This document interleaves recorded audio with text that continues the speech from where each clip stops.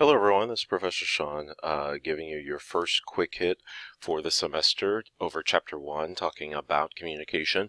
As mentioned in the course syllabus, I might provide some quick hit video lectures for certain chapters throughout the course of the semester. There's no guarantee that I will do it for every single chapter, and with these particular quick hits, I try to keep them no less than 15 minutes, or no more than 15 minutes.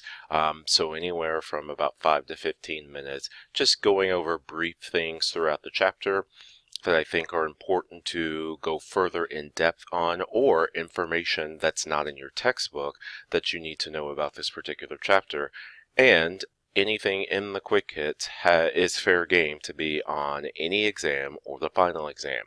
So just being aware of this, as I said before, I'll provide some of these for some chapters, not necessarily every single chapter, as we go throughout the semester. But your first quick hit dealing with Chapter 1, talking about communication and what interpersonal communication actually is. I want you to take a look at this chart down here at the bottom. When we talk about interpersonal communication, you have to be aware that interpersonal is dealing with some sort of relationship.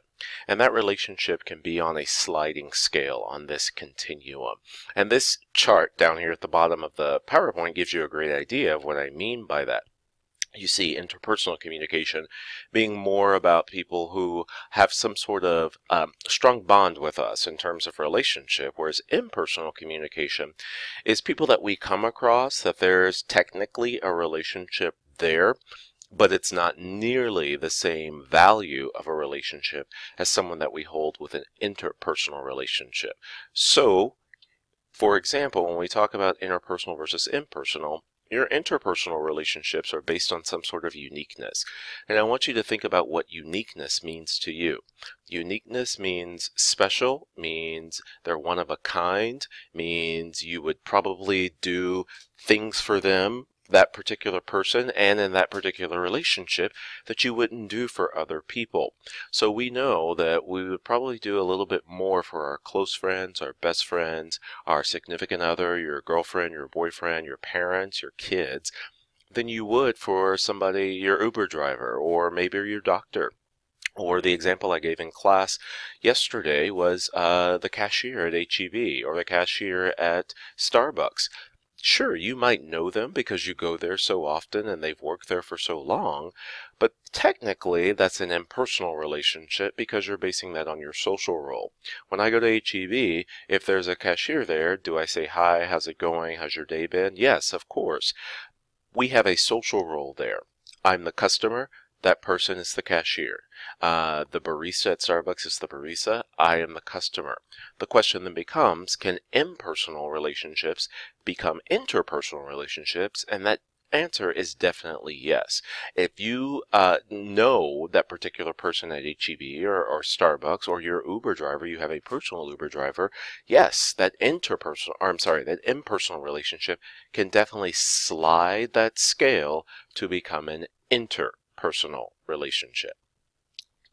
So when we talk about communication, when you communicate with other people, I want you to ask yourself, have you ever had miscommunication with someone?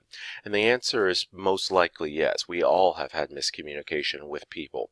When you talk about communication, there's the encoder and the decoder. The encoder is just the person that sends the message, whereas the decoder is the person that deciphers or receives the message. They're attempting to interpret those particular messages.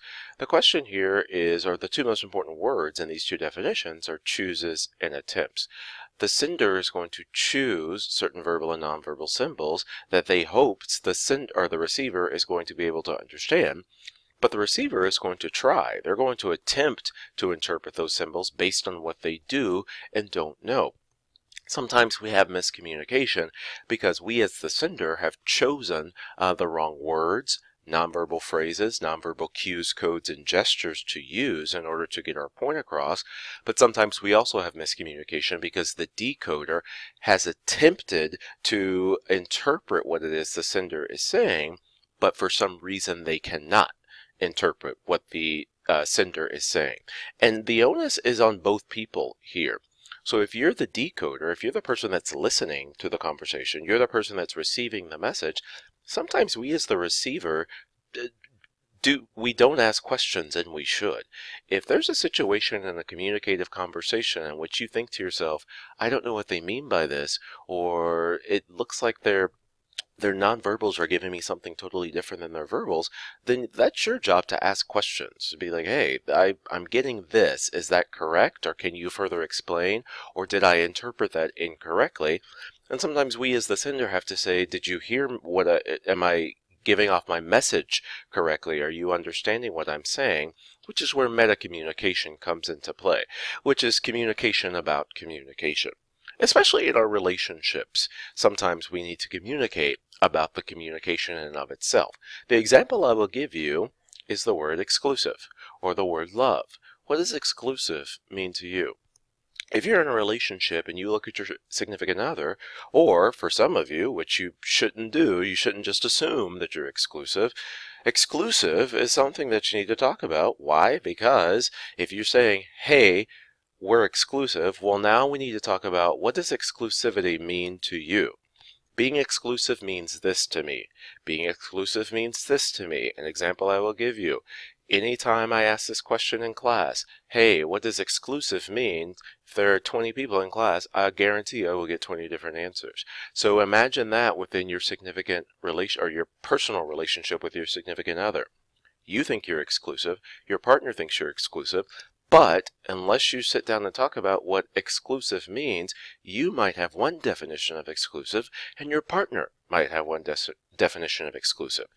So what meta-communication means, communication about the communication, you should have a communicative event about A, what does exclusive mean to you, and B, what does it mean for us as a couple to be exclusive, or do you want to be exclusive? So you're communicating about the communication.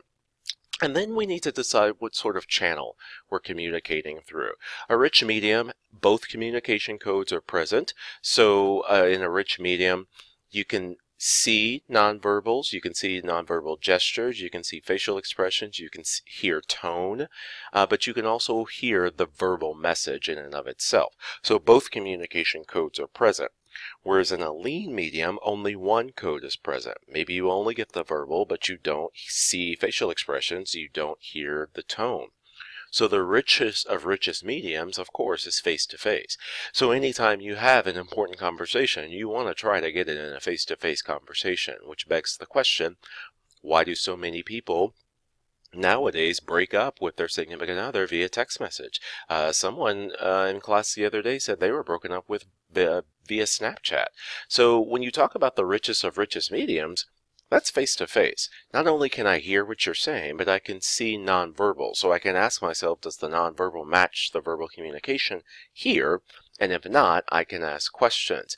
Sometimes face-to-face is impossible, so next you must go to the next best thing, which in this day and age would be something like FaceTime or Skype. But a lean medium, such as text messaging, emails, phone calls, can allow for miscommunication to take place because we're missing one of those communicative codes. But you should understand that not everyone communicates and encodes and decodes messages differently. It all depends upon our frame of reference. The way you, and when I say you, I'm talking about you listening to this quick hit right now, the way you communicate with other people today, the way you encode and decode messages is all based around your frame of reference. Your values, your beliefs, your attitudes, your age, your gender, your race, your nationality, your ethnicity, your sexual orientation, your political leanings, what side of Houston were you born and raised in? Were you born and raised in the Woodlands, River Oaks, Memorial, or were you born and raised in 3rd Ward, Acres Homes, or on the east side of Houston? All that plays a role in how you communicate with others, and it doesn't mean one person's more correct than the other. It just means you have a different filter system and a different way that you communicate with other people. So this is your first quick hit for Chapter 1, dealing with the basis of communication. If you have any questions about this particular quick hit, please do not be afraid to email me.